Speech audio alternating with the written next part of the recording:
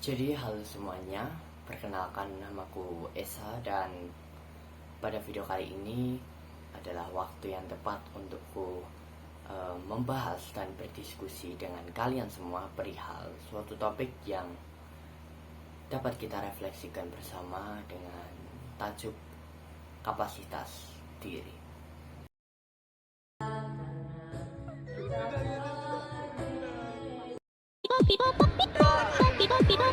Bapak lanjut terus.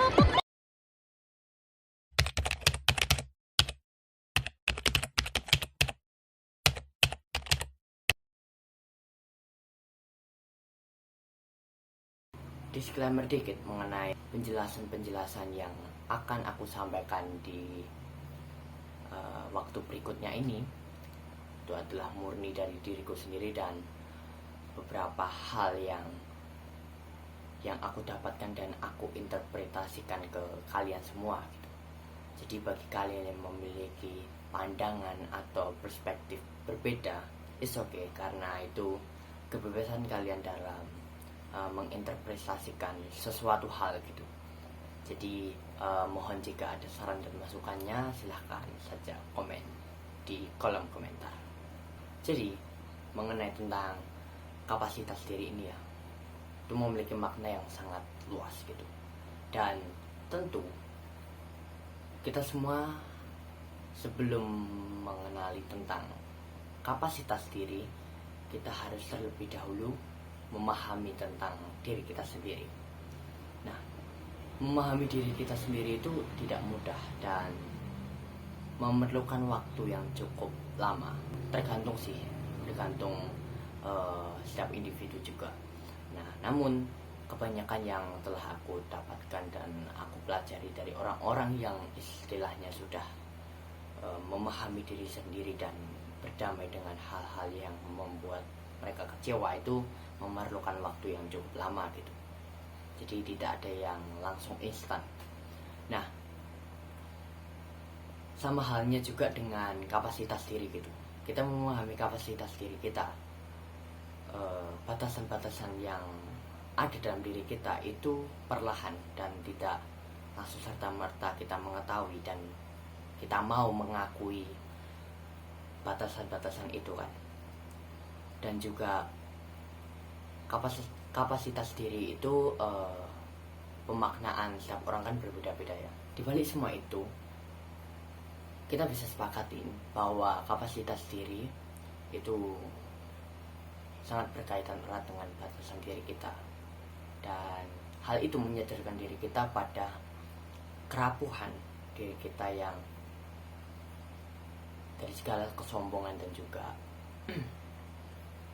suatu pujian terhadap diri kita sendiri gitu. Sebenarnya ada motivasi di balik aku ingin mengangkat tema ini sih sebenarnya. Itu perihal tentang salah satu peristiwa yang cukup menyakitkan bagiku, dan hal itu juga baru-baru saja di kejadian gitu tahun lalu sih sebenarnya, namun lebih tepatnya di sekitaran bulan September gitu. Nah, jadi sedikit cerita ya. Jadi pada saat itu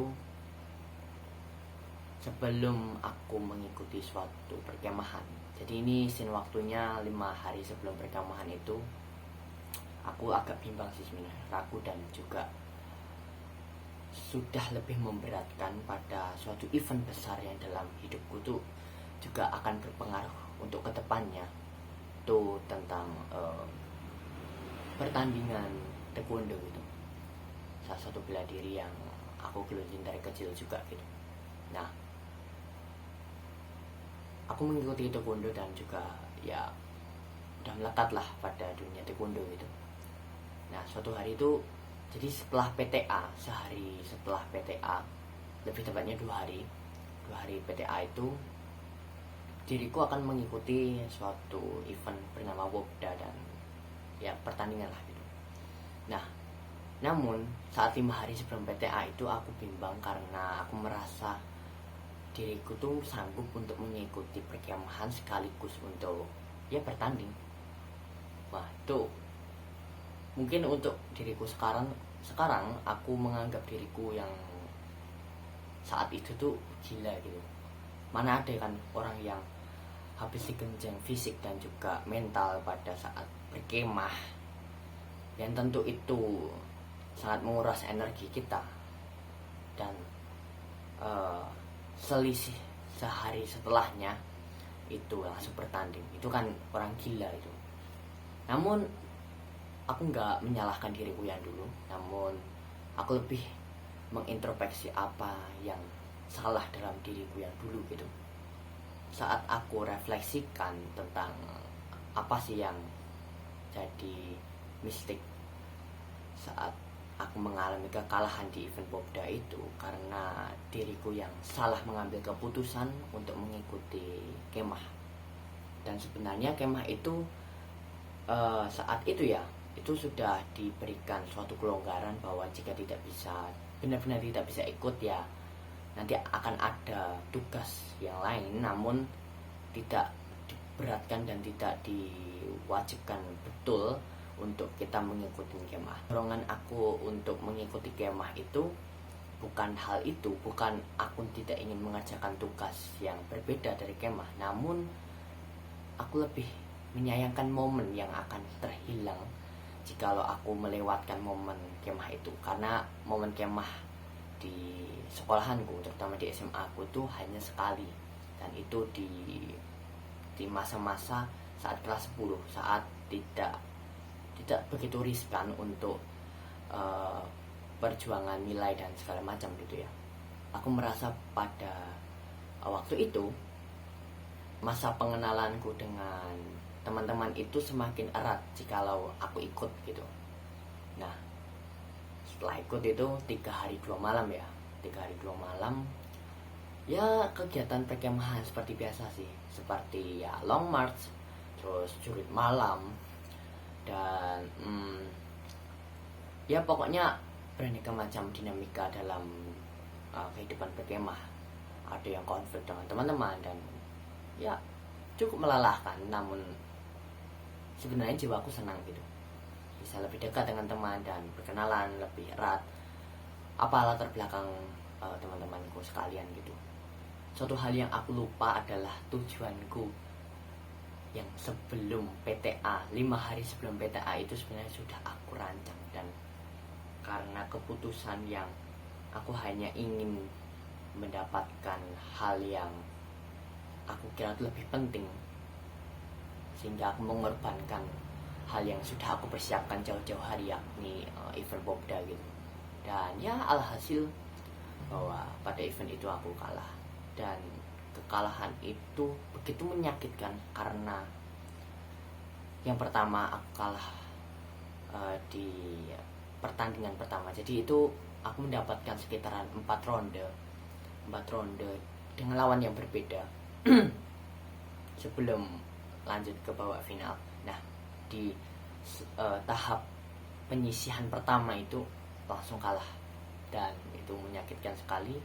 Dan juga tambah lagi karena harapanku dan apa ya, kayak suatu suasana yang menganggap diriku tuh bakalan menang gitu pada pertandingan itu. Namun ya alhasil takdir berkata lain, dan ya aku kalah. Dan banyak yang kecewa pada saat itu, terutama juga orang tua. Spesifik lagi adalah ayahku juga. Ya aku menyadari itu, dan ya mau gak mau kita harus berdamai dengan hal itu. Kalau diingat-ingat sakit ya, tentang kekalahan gitu. Dan setelah sehari itu aku memikirkan kenapa hal itu bisa terjadi dalam hidupku. Jadi bukan langsung pasrah, ya udah kalah ya udah gitu.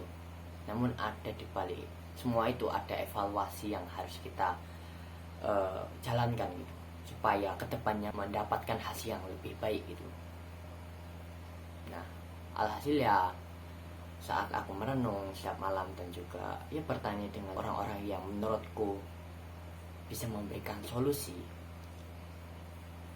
suatu kesimpulan aku dapatkan adalah kamu nggak tahu dirimu itu kapasitasnya seperti apa, dan kamu udah melewati batasmu gitu. Sebelumnya aku cuman mengartikan batasan atau kapasitas diri itu ya selama aku bisa melakukan hal itu dan semaksimal mungkin, ya udah, itu menurutku kapasitas diri itu ya dibatasi oleh pengertian kayak gitu. Tapi sebenarnya lebih dalam lagi gitu. Nah, kapasitas diri yang suatu hal yang bisa kamu lakukan dalam kurun waktu tertentu, dan hal itu kayak agenda-agenda yang misal kamu udah lakukan atau kamu rencanakan suatu hari di suatu hari gitu. Nah, itu memiliki makna yang kuat untuk dirimu dan hal itu berkualitas gitu loh. Jadi kan terkadang orang yang melaksanakan berbagai agenda yang banyak sekali dan hal itu malah membuat dirinya keteteran dan ya berantakan lah dalam memanage semua hal yang seharusnya dia bisa maksimal seperti itu, namun karena banyaknya agenda atau kegiatan yang membuat sebenarnya potensi kamu tuh ada di kegiatan A misalnya, namun karena ada kegiatan B, C, D itu membuat ya kamu gak menonjol dan kamu menjadi mediocre, menjadi rata-rata. Jadi konsep dari kecil ya mungkin ya, karena ya aku terlahir juga di keluarga yang sederhana dan penuh dengan struggle, gak mudah untuk mendapatkan segala sesuatu, yang itu membuat aku menanamkan suatu prinsip bahwa selama aku ada effort, selama aku berdoa pada Tuhan, selama aku ya all in semualah segala sesuatu yang aku miliki untuk suatu hal akan aku capai, dan itu pencapaian yang akan gemilang bagi diriku gitu. Ya itu bagus untuk diriku sendiri, dan nyatanya banyak pencapaian yang mungkin jika aku tidak didorong oleh ambisi-ambisi seperti itu ya aku nggak bakal dapetin gitu. Jadi ya intinya tuh yaitu memahami kapasitas diri itu lebih penting daripada kalian memaksakan diri. Dan juga setelah misalnya kalian udah dalam kurun waktu tertentu kalian sudah menempa diri kalian baik mental maupun fisik maupun pikiran, tidak ada salahnya bahwa kalian itu mengapresiasi diri kalian sendiri dengan mungkin menjalankan hobi kalian, mungkin dengan ya kalian rehat sejenak, kalian melakukan hal yang kalian senangi.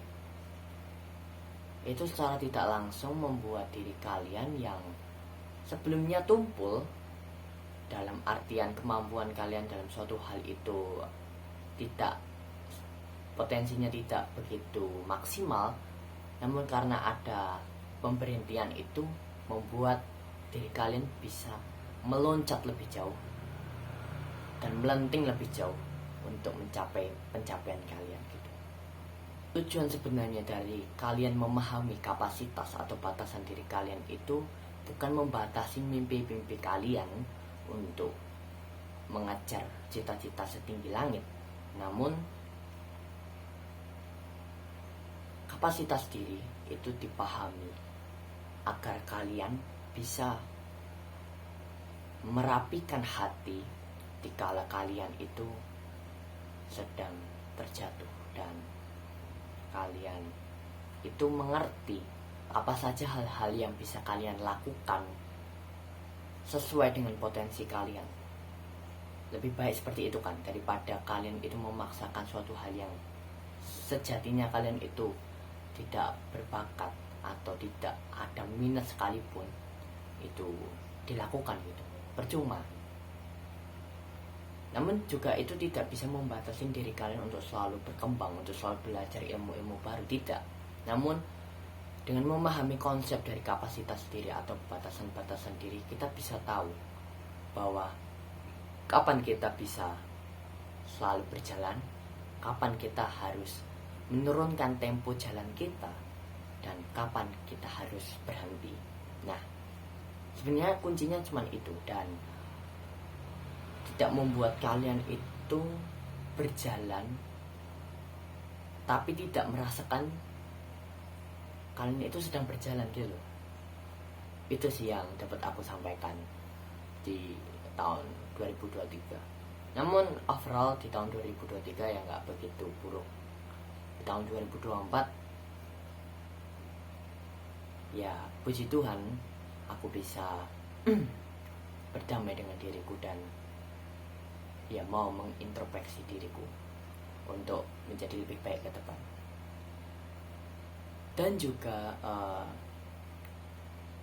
dampak atau impact yang mungkin kalian rasakan saat kalian ya mengerti mengenai tentang batasan atau kapasitas diri kalian adalah kalian mengerti gitu, gak semua hal bisa kalian terima dan kalian rasakan, sehingga dengan adanya realitas seperti itu kalian bisa lebih bersyukur terhadap diri kalian sendiri.